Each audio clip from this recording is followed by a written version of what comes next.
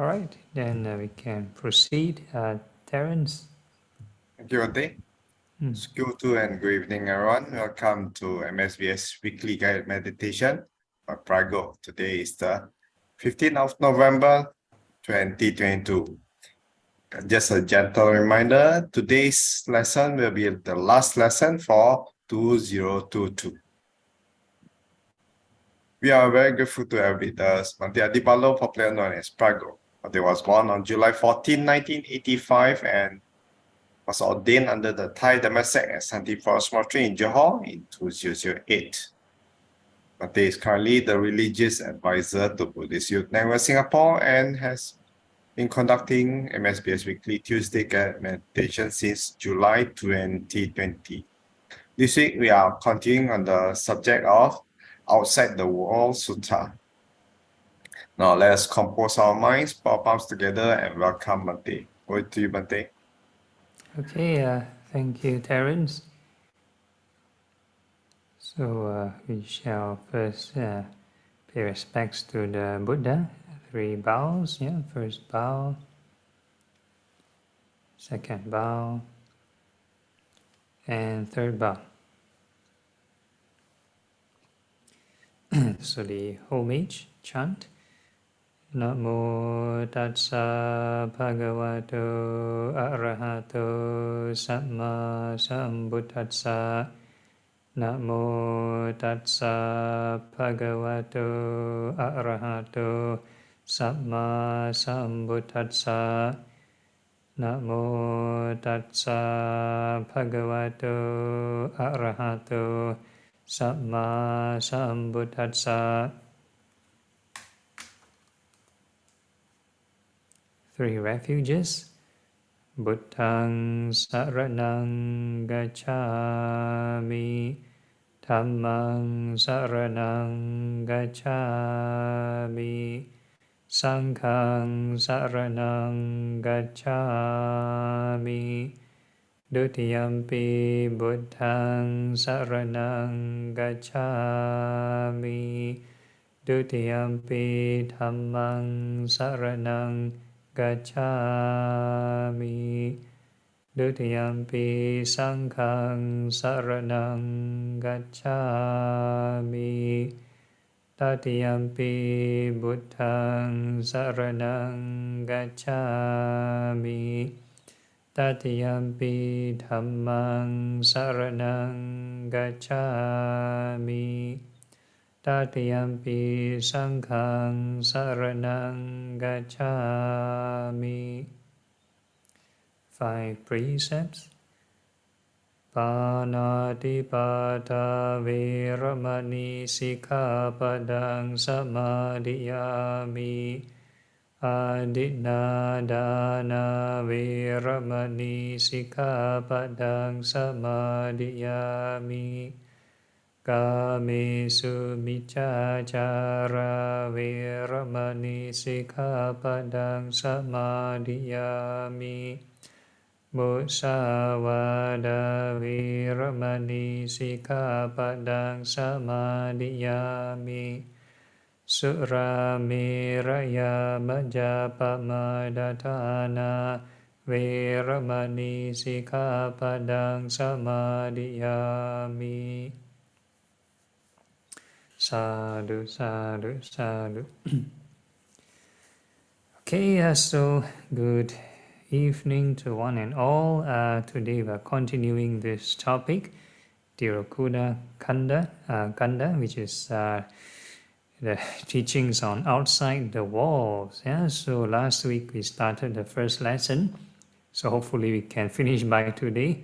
Last week we talked about the supposedly long-winded stories on how the ghosts came about, their past lives, what they've done to cause them to be reborn as a ghost. Yeah, we talked about many eons ago, what kind of trouble they've done, and who are the players, right? Who are the, how is this king Bimbisara related to those ghosts even in the past life?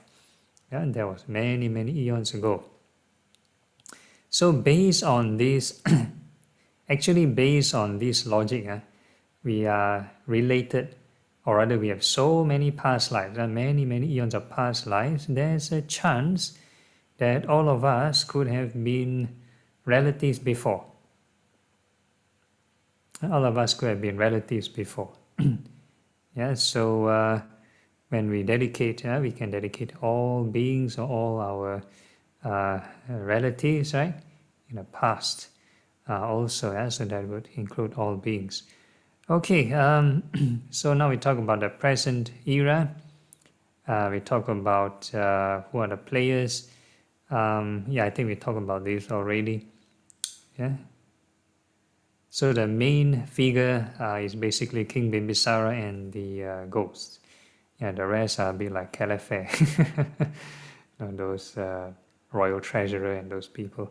Okay, so we talk about this also, yeah.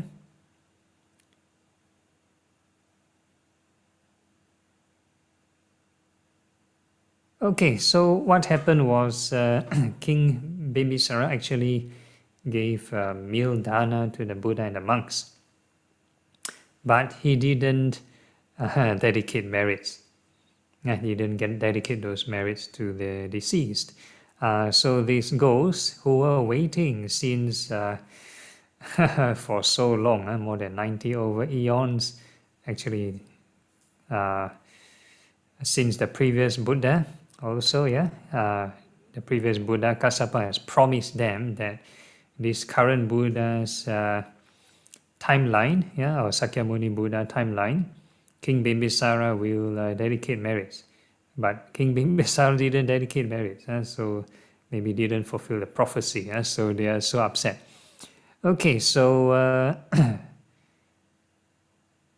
what happened was this, the king told the Buddha what happened, right? Why is there noise outside, right? Because the ghosts were sort of making noise outside the walls at night. So he wanted to know, right? Did you hear a noise like that? Reverend Sir, I wonder now what may happen to me. So the Buddha replied, do not fear, great king, no evil will come to you, but prosperity will come your way.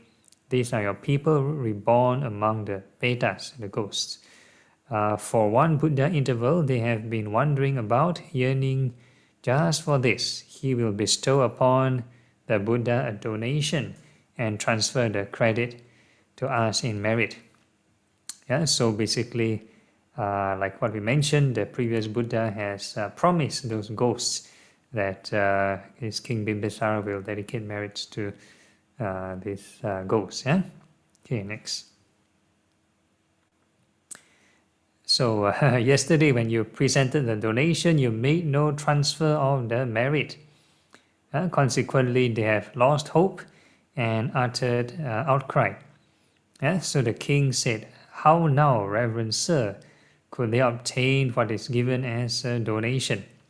Buddha said, indeed they can, great king. Right? So so they wanted to know, the king wanted to know, how to dedicate these merits to the ghosts. How to dedicate.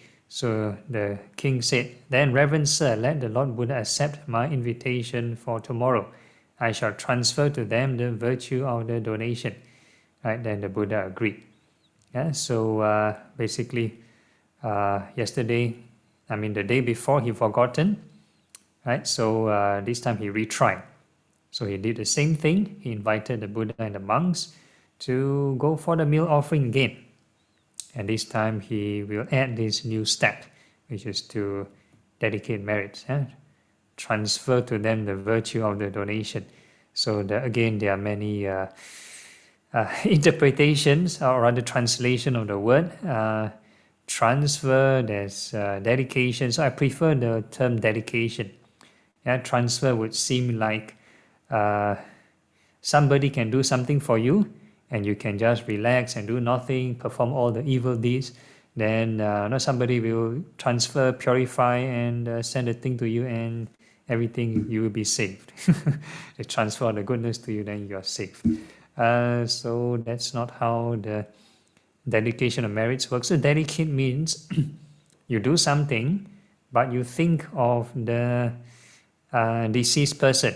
You basically do on behalf of them. So the deceased person actually need to kind of rejoice in your goodness. So by rejoicing, they create the good karma. Yeah, they create the good karma. Yeah, so there's no such thing as free donation. So eventually you need to create your goodness, and that's how they save themselves from the ghosts. Yeah, they create their goodness and they save themselves from this hungry ghost state. So basically the hungry ghost state is selfish state. So basically in the last lesson we talk about how their selfishness or their jealousy, they go and burn the dining hall of the previous Buddha 92 eons ago, the Pusa Buddha. Okay, so let's move on. Okay, then the king had the generous bounty prepared and had the time announced to the Lord Buddha, who came to the royal palace. The Petas came thinking, today we shall get something. Yeah, so basically they have to witness the act. And they witnessed the act. And stood outside the walls and fences. Yeah, somehow they cannot come in. Yeah, maybe a lot of devas protection, so it's kind of like a force field or something, so they cannot come in. Lord Buddha then brought it about that every one of them became visible to the king. So the Buddha used his own ability, psychic ability, to decloak the ghost, and decloak the ghost, so the king can see the ghost. Yeah, so the Buddha have this ability to reveal the ghosts. So as the king gave water to wash in, he ascribed to them the merit with the words, let this be for my kinsmen, Petas. So actually one line is enough. You don't have to do very, very long chant. You just in your mind, you let this deed, good deed is for you. So this is enough. Don't need to learn in Pali also. This is your own language, because the ghosts, they don't learn those languages. They basically understand through your thoughts. It's your intention. So it's a bit like mind reading, I would say, but it's more like intention, feeling the vibes. Okay, next. Okay, instantly there came into existence for the Petas lotus pond full of lotuses and water lilies. They bathed and drank them, and elevated of their suffering from distress, fatigue, and thirst. And they became gold-colored. Okay, so just by offering some water, then they become maybe like devas already, turn gold color. So from ghost realm to this golden state, so very fast. Okay, the king handed out rice and gruel and solid and soft food, and again transferred the merit of donation to Petas. Immediately the Petas received deva food, so basically the devas already, of which they joyfully ate. So these devas need to eat food also. So very interesting. I thought devas won't go hungry. Okay, so interestingly, there are these certain devas that rely on human food, human offering. Ancestor worship, people offer food to ancestors. Usually those beings who can partake those food are the low-level devas, either earthbound spirits or very low these devas from the Tawatingsa heaven. So these lower devas, then they can receive the food offering, even if it's not dana, not donated to the monks and dedicated to them. They can partake this solid food directly. And that's how the ancestor worship work. and they offer the food to the ancestors, and they can sort of like partake the food. Yeah? Of course, they don't eat the solid part, they probably take the energy or the essence. Okay, the king made a donation of clothes and dwellings and again transferred the merit of donation to Petas. There came into existence for the Deva clothes. Deva mentions couches, covers, and ornaments. So basically, all the upgrades of the Devas. Yeah, so it's not just the physical body upgrades, but also all the food and the lodging, all the Deva stuff. So it's from low end to high end luxury goods. Okay, next. The Lord Buddha so resolved that all these beliefs of theirs should be manifest to the king, who seeing this way was very much pleased. Then the Lord Buddha, having eaten and being invited in order to thank King Bimbisara, told the story of the Petas outside the walls. Okay, so from here onward would be the sort of common scripture used in all the Theravada tradition. Yeah, so in the Thai tradition, usually they omit the previous stories. We talk about 92 eons ago, what Buddha and stuff like that. So normally you won't find that. So this one you can find it common in all the different Theravada schools. Like in the Burmese tradition, they have even up to 6 Buddhist councils. 6 Buddhist councils. So they, among themselves, they kind of like agreed which are the scripture to be used. So there are many additional things which the Thai Tipitaka doesn't have. Okay, so we talk about what the Buddha is going to say. Outside the walls they stand, and at crossroads. At doorposts they stand, returning to their old homes. But when a meal with plentiful food and drink is served, no one remembers them. Yeah, so it is said that generally, when we serve food, be it guests or whoever you want to serve, nobody say prayers to the and dedicate it to the ancestors. Yeah, so this is the first few lines. Such is the karma of living beings. Those who feel sympathy for their dead relatives give timely donations of proper food and drink, exquisite, clean. Yeah, so this one is talking about making offerings. Okay, next. Okay, so very simple. So again, just 1 or 2 lines when you dedicate merits. May this be for our relatives. May our relatives be happy. So actually, the Buddha or the monks didn't chant any dedication chant. Basically, the king, right, when he just thought of, okay, may this be for you, and that's it. And the dedication is completed, and the deceased relatives receive all the benefits. And those who have gathered there, the assembled shades, their relatives who with appreciation give their blessing for the plentiful food and drink. Right? So so when they talk about may this be for relatives, this one is dedication of merits.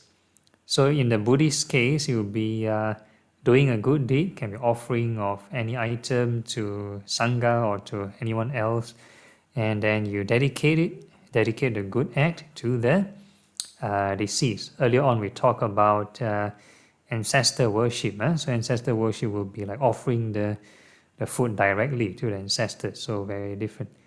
Okay, may our relatives live long, because of whom we have gained this gift. We have been honored, and the donors are not without reward. For there in their realm there's no farming, no herding of cattle, no commerce, no trading with money. So basically they have no opportunity in that realm to even grow their own food. it is believed that when they come in contact with food, the food will turn to something else, turn to feces, turn to fire, turn to something else, turn to blood. Then they cannot eat the food. So they are always in a state of hunger. So they are hungry ghosts. They live on what is given here. Hungry shades whose time here is done. Yeah, so it's a bit like a prison sentence in a way. Okay, next. Okay, as water raining on a hill flows down to the valley, even so does what is given here benefit the dead. As rivers full of water fill the ocean full, even so does what is given here benefit the dead. Okay, so you look at a picture in sort of most Buddhist temples, Theravada temples, if there's any traditional kind of ritual, they will hold these kind of two containers. One container filled with water, the other one empty. So the ritual of pouring the water is basically this meaning. Yeah, the merit will flow and spread to the rest. So that's the symbolic gesture. So the pouring of water itself is not the merit. It's just to symbolize this meaning. So even if you don't have the water, that's fine. It's a mental act. So if a person mentally dedicate the merits to the deceased, and the deceased will also receive the merit. Okay, next.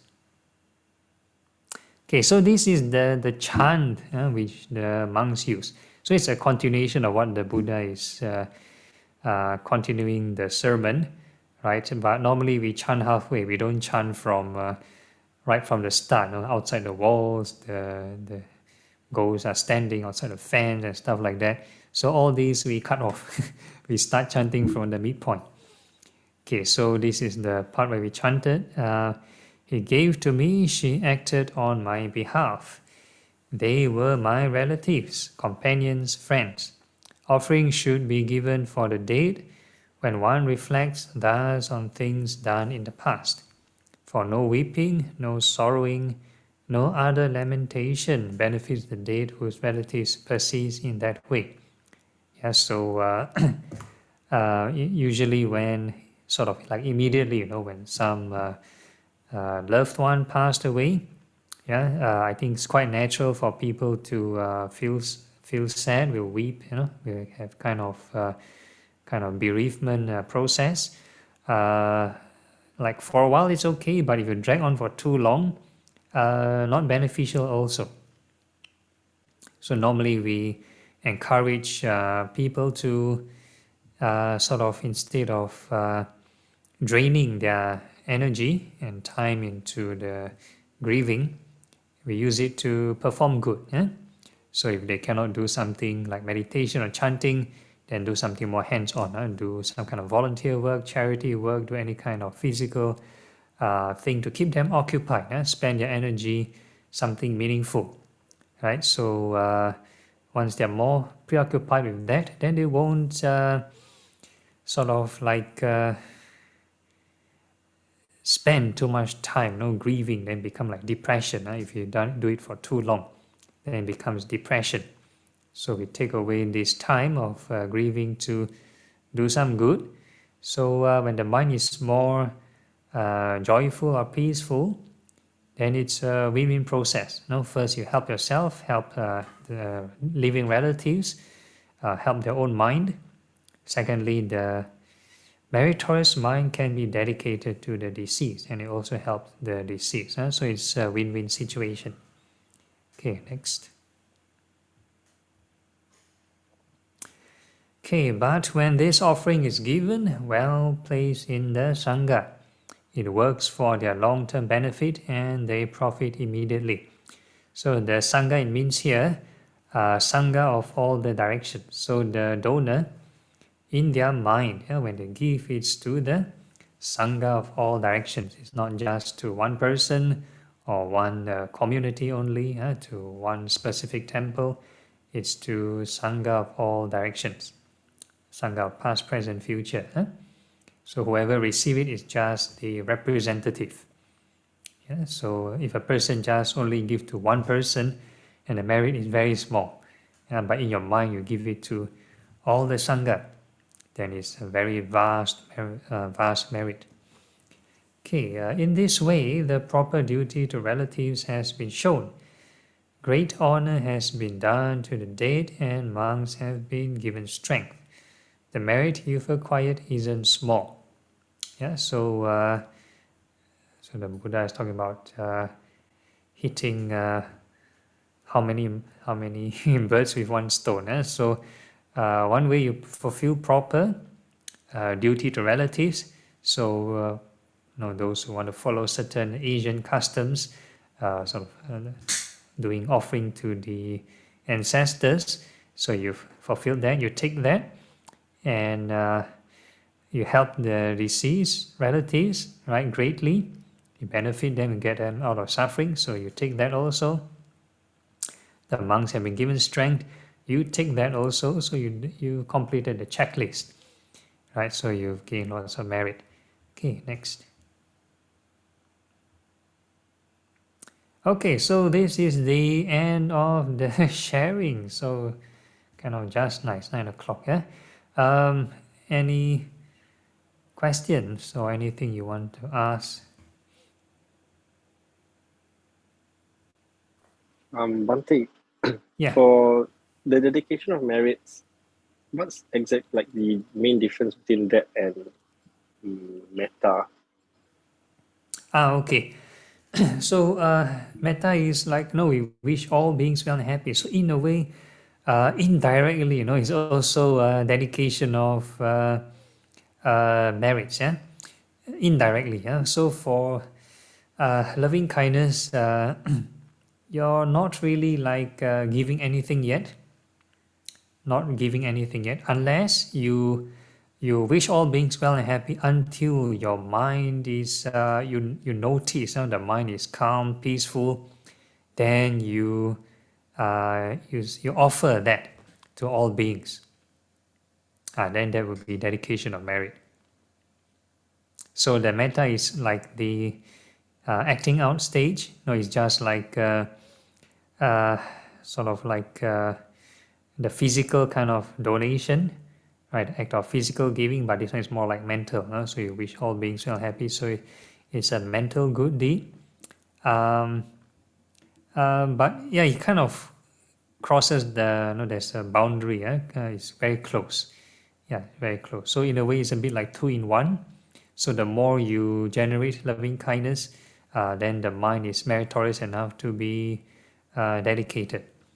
So if you just start to wish all beings well happy just for 1 or 2 seconds, maybe not much merit. Yeah, not much merit. Okay, understand. Okay. Thanks. Yeah. And just one more follow-up question on the story. The pretas wouldn't be able to rejoice from their own initiative, is it? They would need the merits to come first, then they can. Yeah, when the deceased sort of think of them, they kind of like have like an instant kind of connection. It's a bit like a Zoom call. So they're able to see what's going on. Something like that. Okay, thank you. Okay. Bante, normally during the water pouring, when the monk chant, I cannot remember what is the name of the chant. When exactly we start to pour the water, and then when they pour the water, then we do the shoulder link, right?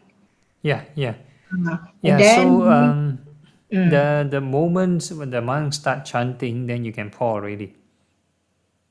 Then when they chant the Idame Niatinang Hotu, that time we don't shoulder link at all already lah. It's like a blessing. We put 2 fingers, 2 palms together already. Is it? Okay. So I'm not very familiar with the other tradition, but for the Thai tradition, the lay persons are the one doing the chant of Idang Me Nyati Nang Ho Tu. Then the monks will start chanting, the Yatha, Varivaha. Yeah.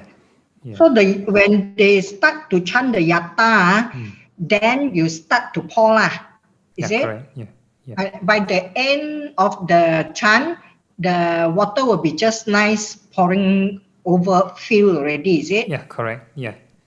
But then we have two different thoughts. Because some monk will say, you stop pouring, don't let it overflow. Some will say it's all right, let it overflow.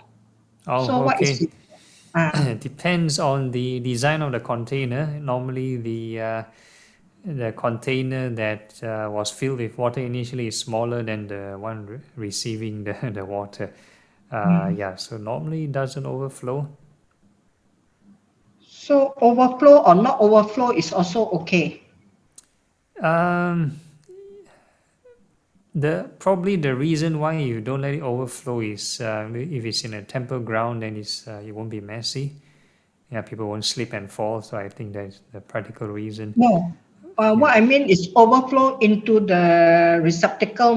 You pour, then there's a receptacle to receive the overflow water. It will not be messy. Okay. Yeah. So if there is additional receptacle, then by all means, yeah. Let it overflow is better lah. Yeah. Because you have to empty the first container in the first place. Okay, thank you very much. Yeah. Okay, no problem. Okay, anyone else? Bante, when we offer food, especially when we offer food to our dead relatives, are like just now, what you said, I can't remember just now. You said that what do we have to chant? Okay, if you dedicate to your relatives, actually don't have to memorize anything. You just in your mind, this act is for you. You just said that this is meant for you. Yeah, for all the deceased relatives. Yeah. All the deceased relatives. Yeah. But what's the difference between this or offering? I mean, when this chant, when we use it for, when we offer food to the relatives, and also the dedication of merits. We don't use dedication of merits, right? The prayer is different, right? You mean from the morning evening chanting? Yeah, the idami hontu. Yeah, that is the Pali version, so it's more or less the same thing. Yeah. So but just now you were saying that when we offer food to our deceased relatives, we just say that simple chant, this is meant for you. Yeah, that's right. Yeah, then please be happy. May you be happy now. Yeah, that's right. Yeah. That's enough already, right? Yeah, that's enough. Yeah.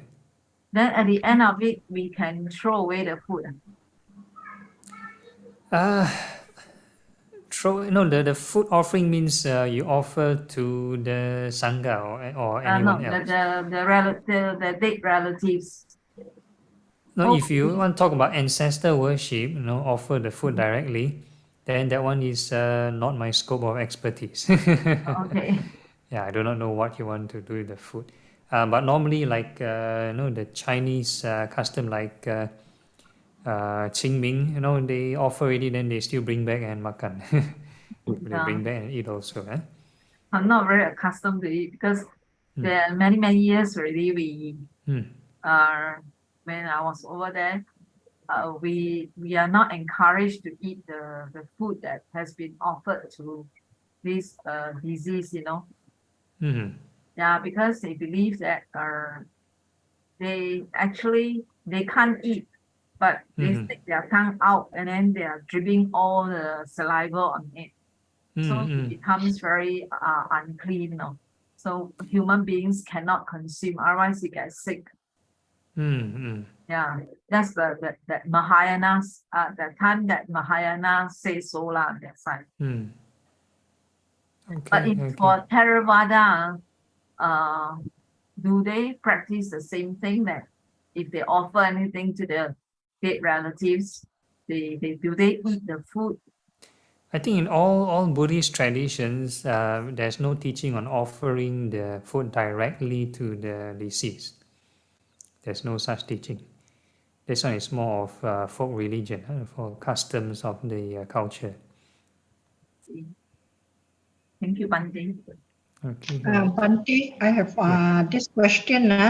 Whether is it true that before we offer the dana to the Sangha member, one day before the offering, we have to inform our ancestor that we are doing this to dedicate in their name, so that we are able to be there and receive and rejoice with our dedication. Is it true that we have to pre-inform them?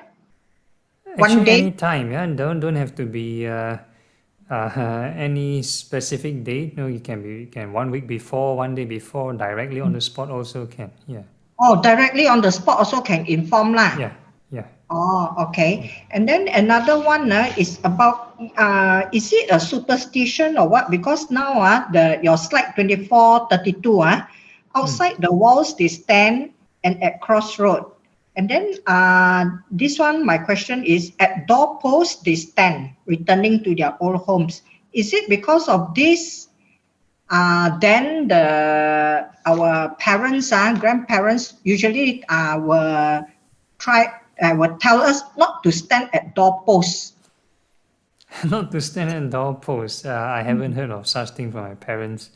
Yeah, we are not supposed to stand on the doorpost, the threshold there. We are not supposed to stand. I do not know whether it's relating to this. You said you will fall sick or whatever, okay. Anyone else has heard of such thing before? Actually, when I was a kid, I used to go to this Cantonese family house. They live in a shop house because they actually they are operating those medical halls. So one day, as usual, I went to my friend's place. Then like what Sister Sumita said, I stand on the doorpost. So my friend immediately asked me to get down from there. You said my mother will scold you because there all cannot stand one, Yeah. I don't know for what reason. Yeah, we are always not encouraged to ask. During the olden days, we have to listen more than we speak. So we ask, there won't be answer also. So I'm thinking that, is it because of this reason? We are not. We are forbidden to stand at doorposts. I don't think that would be the case for if regarding to ghosts, because they can roam around anywhere. So even if you stand at a doorpost or whatever, you won't know whether they are there or not. They can be roaming about anywhere. Yeah. Like even the road junction, I don't know, it's out of superstition. People say that they used to say that at night when you cross at the road junction, you gotta be very careful because always got all the lower beings over there.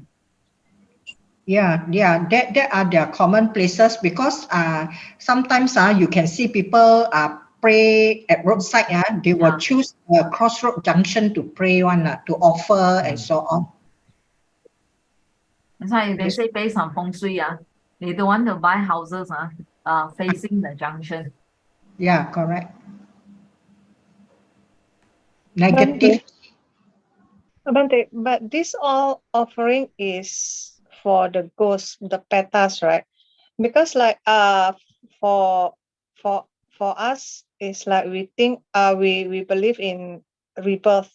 So like let's say our so-called ancestor rebirth to, let's say, human or deva's realm, and not in the ghost realm. So means like all the offering is to who? Because like we cannot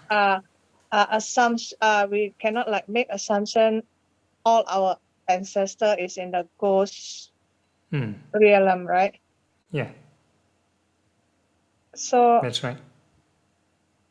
So it means like when we do offering, because like we don't know where are they now, right? So like when we do offering, it's only if our ancestor is in that ghost realm, right? Yeah, in the if you talk about the Buddhist offering, yeah, that's right. So Ismail doesn't have to be think so much about like what Yeah, to don't have do. to worry Right? too much. Yeah, that's Yeah, right. Yeah. yeah. But there are many past ancestors of ours. There will be, bound to be in the ghost realm. But however, our intention is there, so we will still receive the merit on our donation of the food or whatever. So nothing to worry. Yeah. Mm. So just the merit, the merit that we do. This is a very frequently asked question where I have put into my mind the answer. Frequently asked question, Bante, is it correct? Said nothing to worry. As long as you have performed the offering of food or donation, you have already got the merit. Whether your relative receive or not, nothing to worry, because Buddha also stated that you have many past ancestors who are there, so nothing to worry.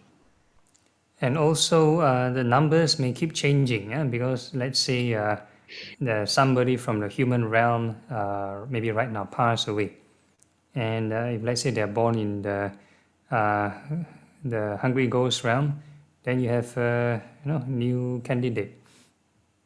Yeah, so the numbers always changing. So even though let's say you've done some dedication in yesterday or in the past, it's not over. You always need to do it, because there's always new recruitment.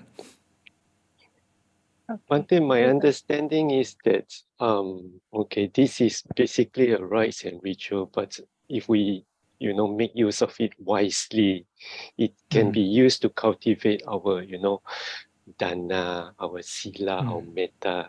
I mean, ultimately it's cultivation of the mind, isn't it? If you I think every time when we do when we were to do metta meditation or metta bhavana, it always starts from ourselves, isn't it? May I be happy, may I be well. Then it's like the pouring of the water, and it has to overflow from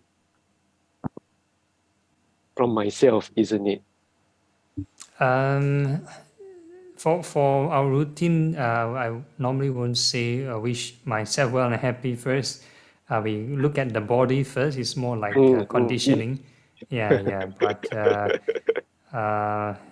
ideally, is to wish all beings well and happy. But I mean, in metta meditation, it always starts from because you have to be happy first before you can give the happiness away, isn't it? It has to start from. But if you want to practice boundless loving kindness, again, this is subjective to individual experience. I will encourage people to, if you wish all beings well and happy, then that happiness will naturally arise. Yeah. So the water thing again is kind of limit our or restrict our capabilities, restricting or giving this stereotype that the mind works in a certain way, have to flow from this area first to that area. It doesn't work like that. Yeah.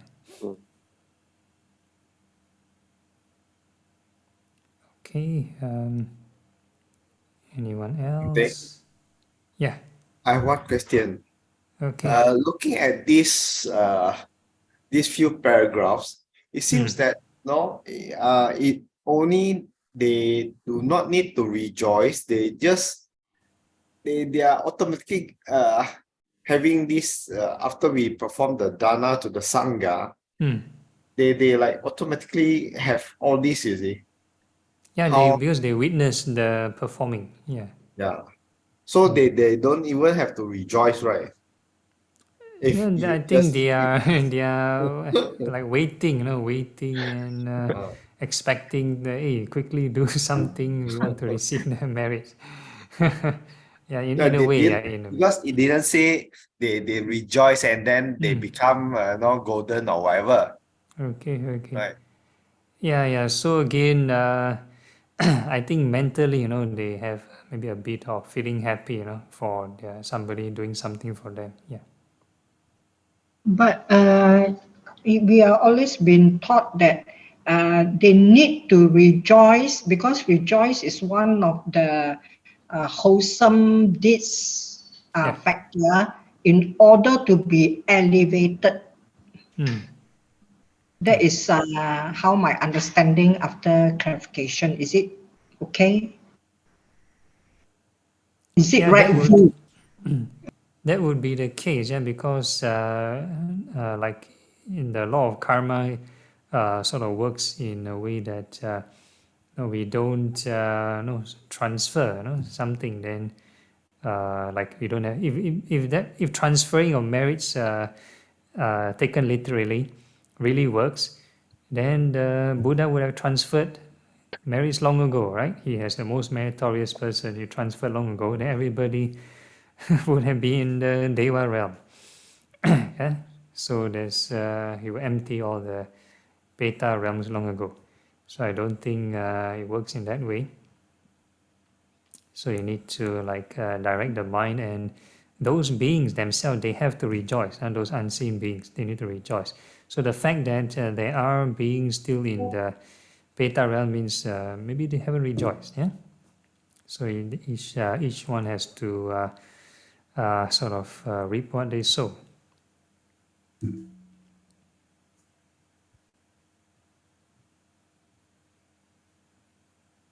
Bante, Yeah. when the Yeah. moment I mean our dead relatives pass away, so the moment they leave their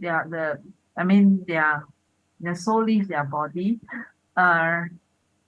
will it help if we are there to chant for them?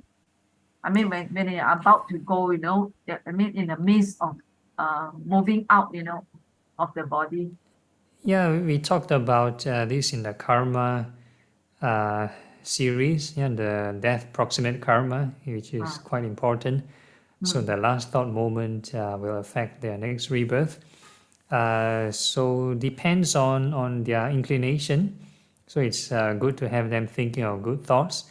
So if they are, they believe, they have the same faith, they believe in your chant, then you chant that, then it helps them. Right? If let's say it's like different belief, they think what you're doing, right? They get more frustrated or confused or whatever, right? So, yeah, it has to be the right thing for them. So that means we can just help them to stay calm. Yeah, whatever they are inclined to. What you have to know what's their favorite. Yeah, I think so. It should be like that because otherwise there is no other better way to help them. Yeah, because I think I read about on it, like when the time draws near to the death, some people may be very fearful, because probably they have no faith, they have no faith at all, and they were not sure where they will go. Oh, faith or no faith, a lot of people fear of death. Yeah. But I mean, some really are really very unsure where Okay. they will go, they'll end up, now saying, yeah. So what would you suggest that the best thing that you know that this person is like that? How will you help this person? Yeah, you need to talk long, ask them what you fearful, what can calm you down, what's your favorite, what do you like to think about, yeah? Get to know them better first. Because usually, because I remember the experience with my dad. When he was he was about to go, all that within that 10 days, but he hasn't gone yet. No, he was able to see all his dead relatives. Yeah. And even the very last dog that was in his life that he had looked after. Actually, it doesn't belong to us.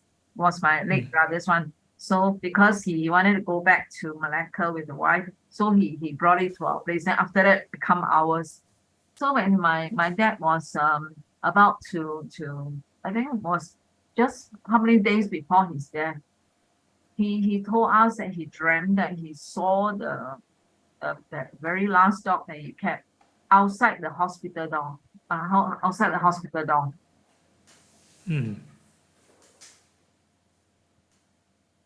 So I mean, does this really happen, one day that at the verge of death they will see all these things?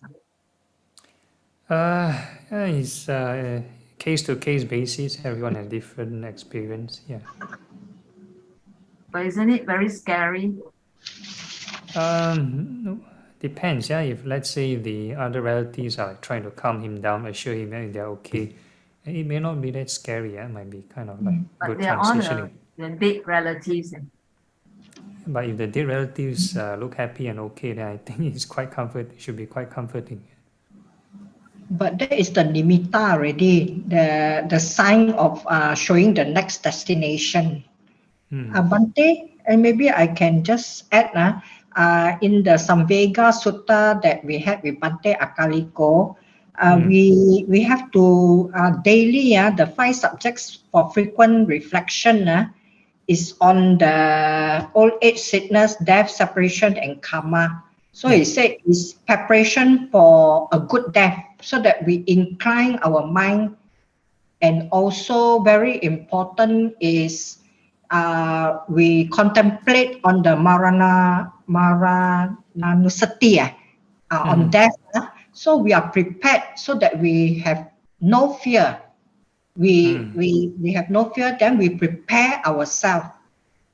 We can prepare for a good death in other words, incline our mind where our last stop moment on the deathbed are all the meritorious and then actions, so that because Bante Agachita did give us a sutta workshop on how to die a good death. So that are all very good suttas references, like the Samvega one, also very good similes that the Bante shared with us.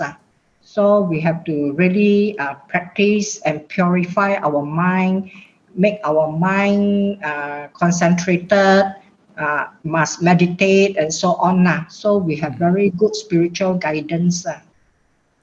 Okay. I think it's a very good advice that was it Agachita Sayadaw who said that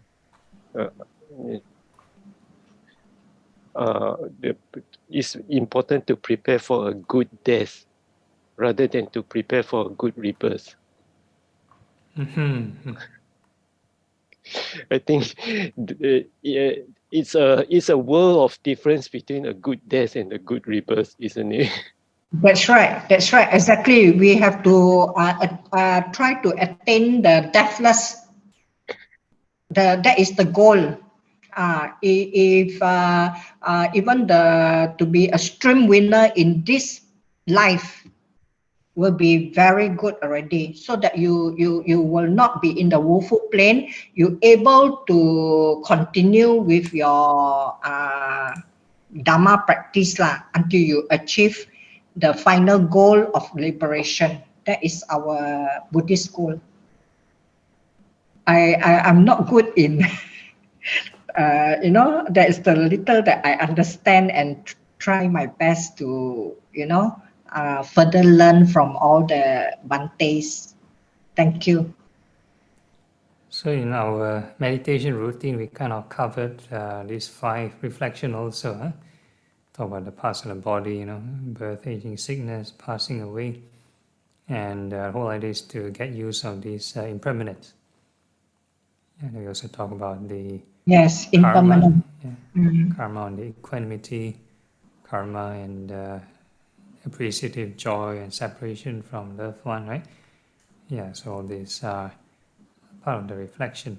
So interestingly, in that sutta on the 5 recollection, like any kind of right reflection, is part of the Eightfold Path. Now, if you are consistent with it, also can reach liberation just by thinking of one theme. Just AN 5.57, AN Anguttara Nikaya 5.57. And then many similes that the Bhante shared with us, the Samvega, energy and exertion, or this, that is very interesting. Thank you, Bhante. All right.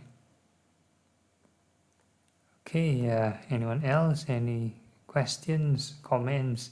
Because this is last session for the year. A lot of things you want to talk. But Bhante, I think if I'm not wrong, during one of the Dhamma classes we had, he actually was saying that it also depends on your karma, you know. Yeah, you have a weighty karma where you know during the time of your death, it's like you got to be very careful not to let the bad ones come in. So if the bad thought comes in, you will change everything, right? Okay, depends on normally if a person has a weighty karma, their emotional state overpowers, you know, these certain negative thoughts. Yeah, if it's a good weighty karma, if it's a good weighty karma, let's say a person is has attained some kind of realizations, you know, any of the 4 kind of fruitions, from stream enterer to arahantship, for example, or if they have any kind of jhanas, any kind of samadhi. So emotionally they should be quite stable. So if they have some other kind of thoughts, so it's a bit like a sideline. They won't cling to the distraction rather than their highest, strongest sensation, which are the weighty karmas. So vice versa, if a person has negative weighty karma, then it's more like the guilt or the sadness will kind of grip their mind. So that will be a very weighty karma. Yeah. So that's why every day we must spread the metta, right? Then have good thoughts, right? Yeah, it's part of the cultivation. Yeah. So from a sort of worldly, wholesome thought, then we can upgrade to something more nobler. Yeah. So like when we do dana, just my curiosity, like you said, we come back, when we come back to our own home, we will have to dedicate the merits, right? Oh, you don't have to wait until you come back home. On the spot, you feel happy, then you think this is for them. Yeah. Oh, okay. In our mind, we just delegate out lah. Yeah. Yeah, before, during, and after, you have to have the very joyful mind, very joyful, mindful, and so on. So not only after or before, but during the before, that means it's the preparation, then during the offering, then after the offering also you rejoice and you feel very happy. This feeling should remain. So in short, it's right effort. I must maintain it. Yeah. If you forget about it, then there's no effort. A lot to learn. Thank you, Bhante. Not so easy, Bhante. Yeah, it's not easy. Everything is cultivation and training. Yeah. That's why the most important thing now, and the best thing is I learned to curb my temper better than before. Sadhu. Good. I still really got to learn one thing. I still have to learn a lot from you. At least we can identify or troubleshoot the mistakes, then we can improve. Okay, so we have one more person, Irene. You have anything you want to share or ask questions?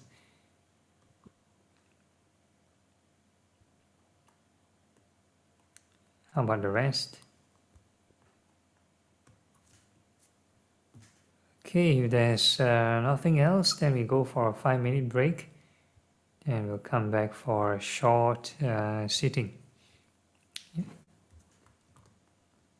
Okay, see you later.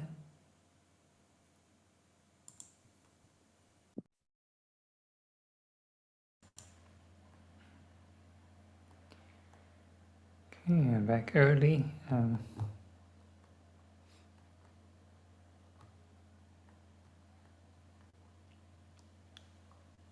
A lot of discussions today, Bhante.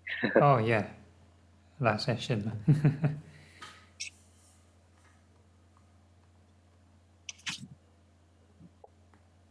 Can I understand also? It's a separate topic for the Bojjhanga Sutras.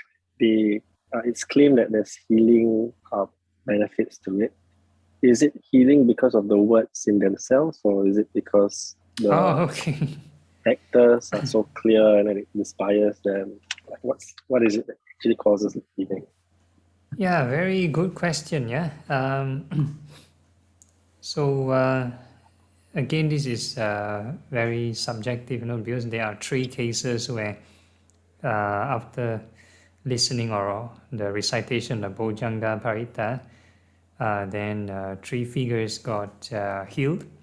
The Buddha, this Kassapa and Moggallana, 3 of them. But the rest of the monks who got sick, they don't have this privilege. So I would think that it's probably very rare case, case by case basis.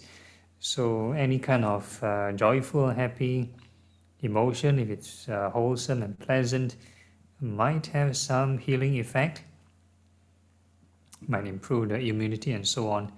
So I think there are many things not also mentioned in detail in that particular suttas, like what kind of illness and what kind of disease. It's not really mentioned. Yeah, and I think the Girimananda Sutta also has a case of a monk being sick, but what was chanted wasn't the Bojjhanga, but something else. Yeah.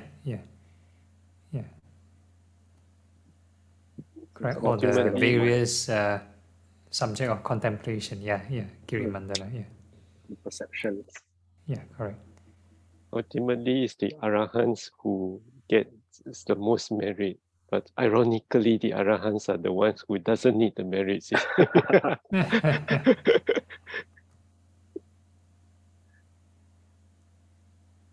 Yeah, so several other cases, like even when the Buddha got sick, not just in the case of this the Bojjhanga situation, I think there were occasions where he has like flatulence, other kinds of ailments. Then you can't use Bojjhanga to solve everything. He has to ask this Venerable Ananda to fetch him warm water. Yeah, so to solve the issue. So even in our Vinaya, the monastic code, there are many cases of illness. Then there are many kind of treatments which are allowed by the Buddha or not allowed by the Buddha. And interestingly, all the treatments never mention about chanting Bojjhanga. Yeah, if all the illnesses can be solved by chanting Bojjhanga, then we can reduce the Vinaya Pitaka by a lot. Okay, so all right, and everyone back? Any other questions? Arif? Okay, if not, then we can start the short meditation. those who are here, maybe can mute your microphones. Okay, find a comfortable sitting position. Make sure the back is upright.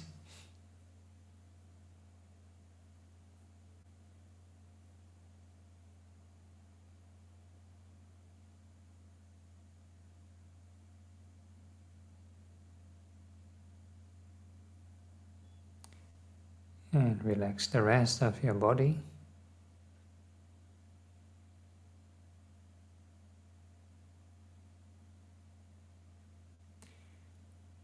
Okay, so we are going to do a bit of bodily detachment reflections, and we're going to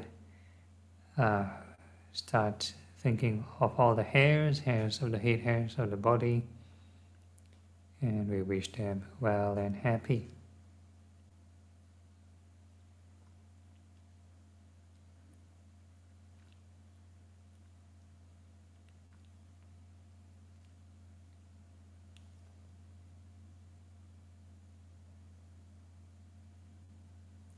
So this part of right thought.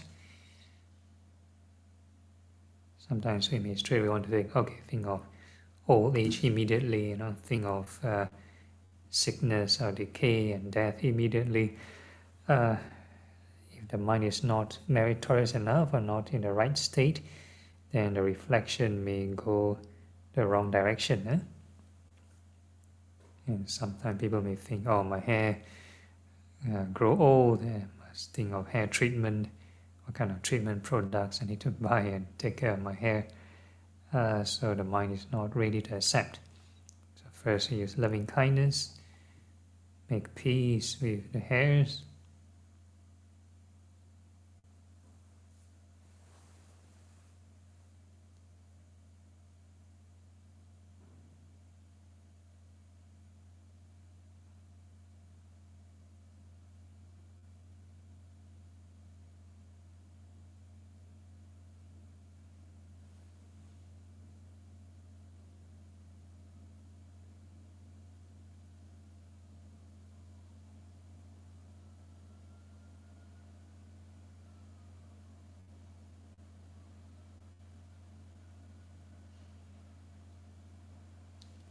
And how do you know you do it correctly? So the more right thought you generate, so the loving kindness you generate will or should be able to calm down the mind. So the mind is agitated is due to craving. So when craving is reduced, then there should be more contentment. It should bring the mind to stillness.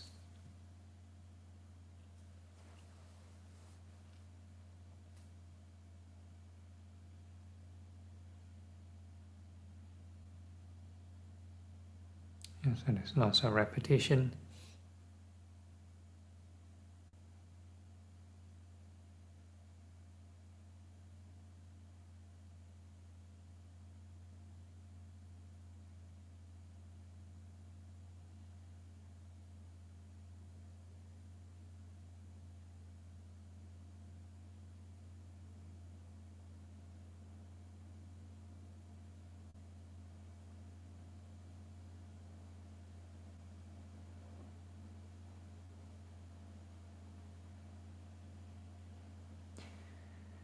Okay, once the mind is relatively calm, then we can introduce the other right thought, which is impermanence. All these hairs go through birth, aging, sickness, passing away, and we think of them growing and falling, many cycles.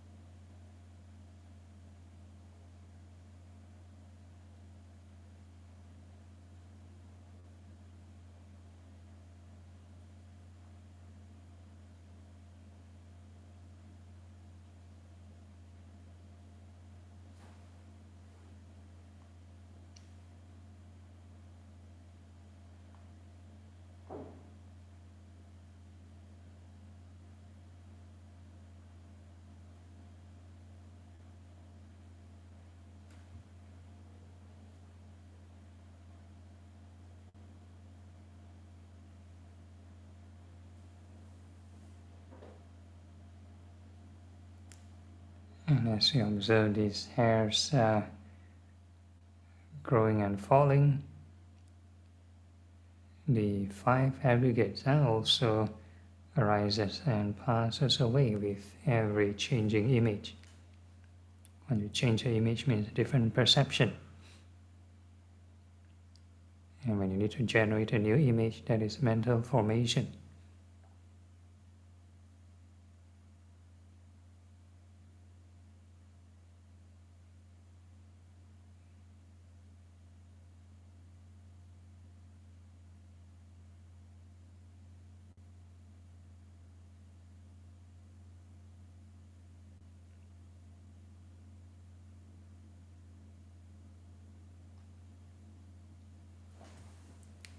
And when you sort of need to visualize that's your mind or consciousness. And the mind or consciousness don't wish to stay there 24/7, it wants to run around.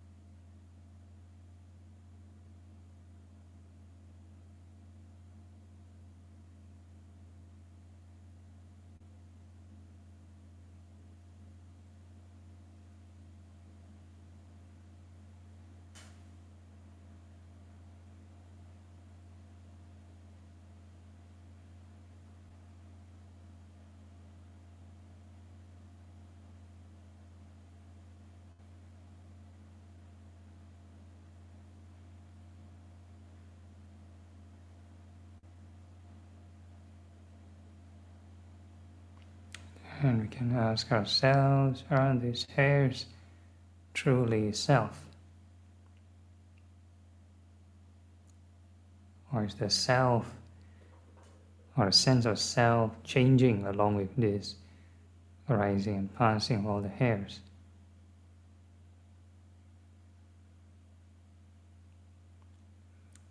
Is the self even self?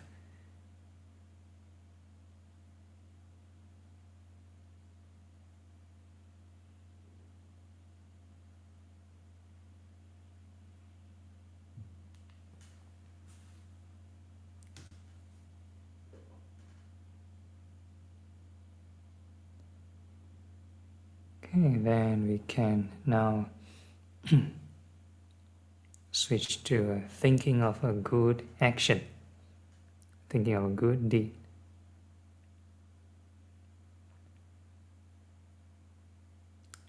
Think of the last time you performed a good deed, yeah? Let's say an act of charity.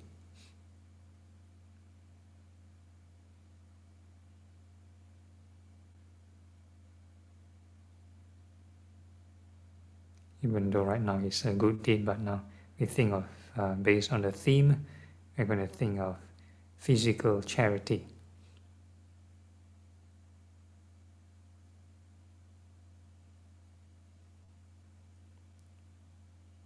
So you need to find a moment you feel happy about it.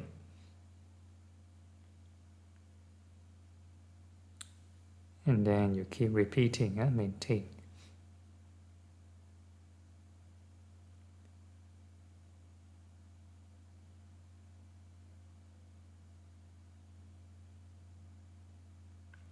So right thought is always important, so you give certain item or help certain people for the sake of all sentient beings.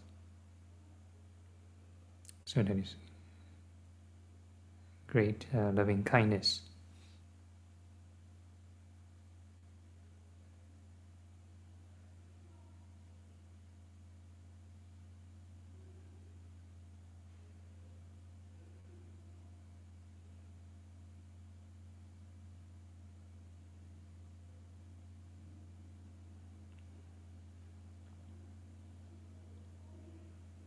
If you do it for selfish reasons, then there won't be any joy, no happiness. But if your intention is with boundless loving kindness, then it will be a joyful experience.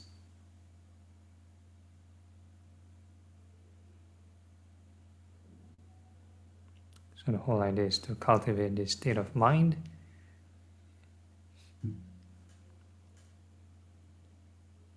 Every moment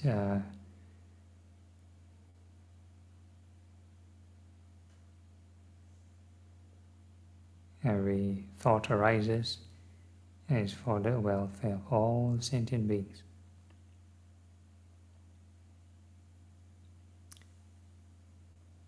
Okay, if you start drifting off, then we come back to the body. Feel the sensations.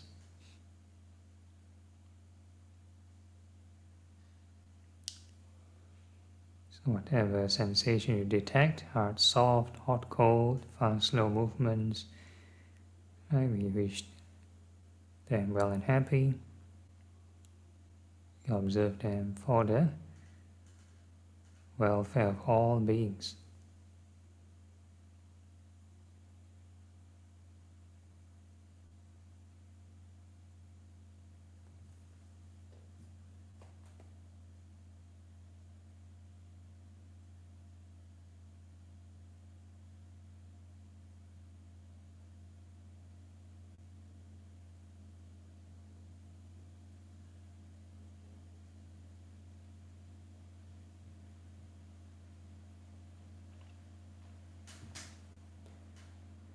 So any sensation appear, you can detect them. You can do it for all beings.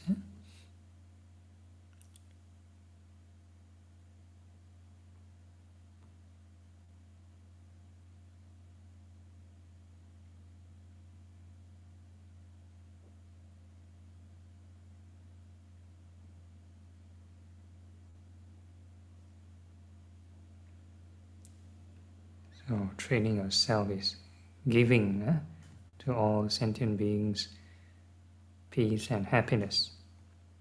It is also a great form of dana.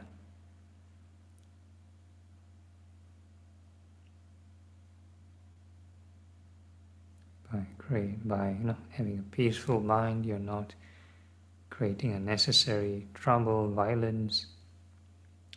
You're not creating fear.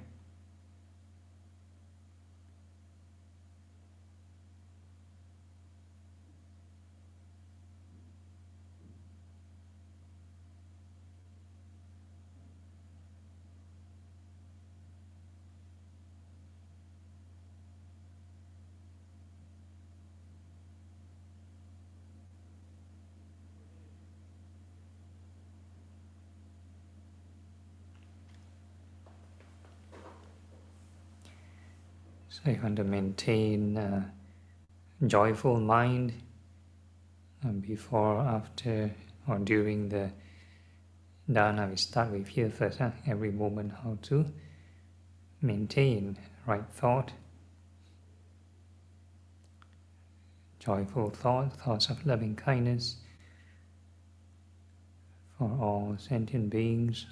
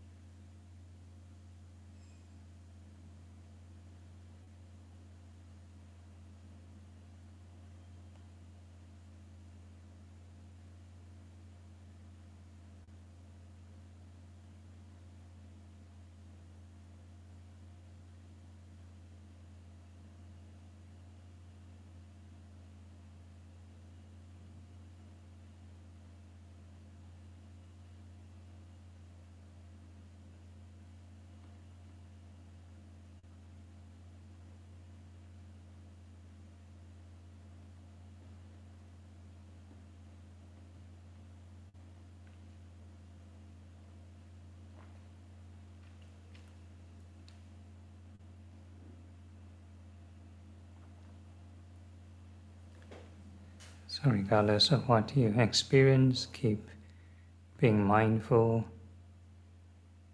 of the sensations for all sentient beings. Yeah? Training yourself for the betterment of all sentient beings.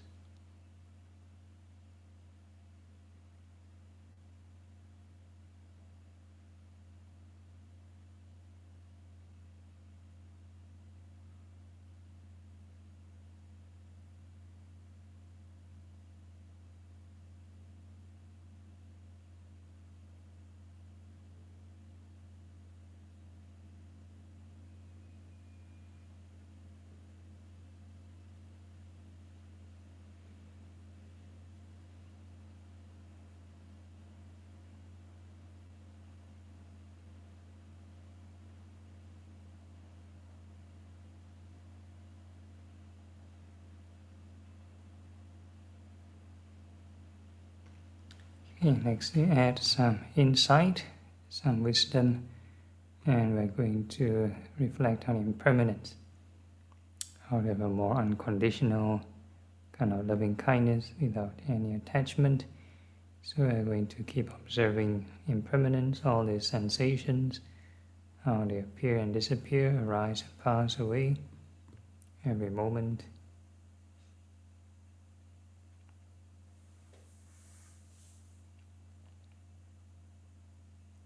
And sometimes we wish all beings well, we have attachment. We want them to improve, and if they don't improve, we get upset. So there's still attachment. So this detachment process, you need to balance and think of impermanence.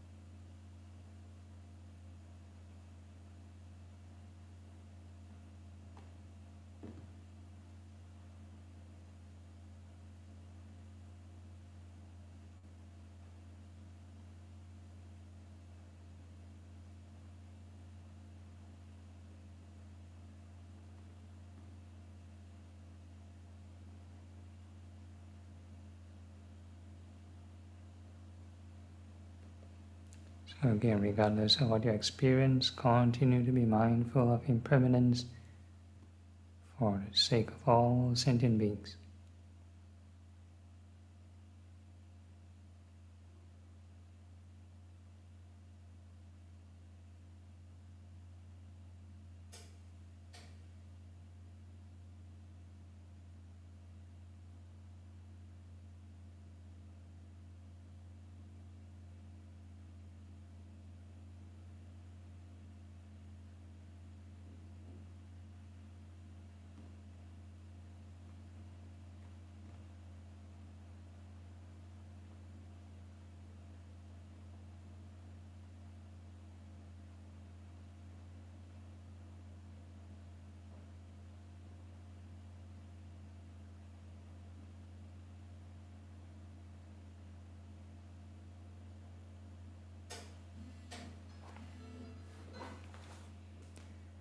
Okay, and before we conclude, same gentle reminder, whatever activity we engage in, we can be mindful of this boundless loving kindness, be it standing, sitting, walking, or lying down, or mindful of impermanence. And with that, we can gently open our eyes, formally end the session, but informally still can generate right thought.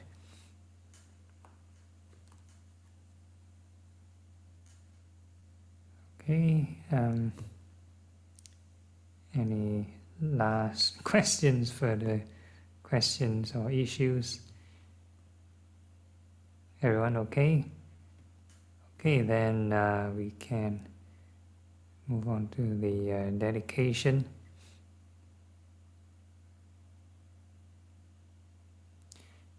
So this is the chant is a specific dedication to certain beings, may not be specifically for the deceased or the segment. Okay. Anumodana.